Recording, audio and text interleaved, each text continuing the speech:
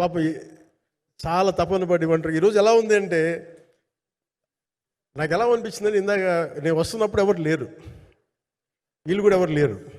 నేను వచ్చి చాలాసేపు కారులో కూర్చున్నాను. ఎందుకంటే మళ్ళీ మీరు తిట్టకూడదు, లేట్ వచ్చాడు, నీకు డిప్యూటీ సీఎం అయితే పొగలు వచ్చేస్తాను మీరు అనుకో అంటారండి. నాకు అట్లా అనిపించలేదు.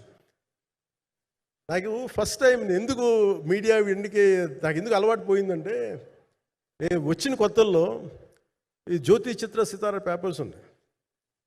ఎవరో ఫోటోస్ వేయమంటే దిస్ గా ఈజ్ నాట్ సేలబుల్, ఇంకా అవసరం లేదు అంటే నా ఫోటోలు వేసేవాళ్ళు కాదు. సో నాకేమనిపించింది సరే, ఇంక నేను మన ఈయన కాడికి నేను ఏమి అంటున్నాను నాకు తెలియదు అని చెప్పేసి మా నిర్మాతలు కూడా ఉండేవాళ్ళు కాదు. సో నాకు పబ్లిసిటీ లేకుండా సినిమాలు రిలీజ్ అవ్వడం అలవాటు అయిపోయింది నాకు.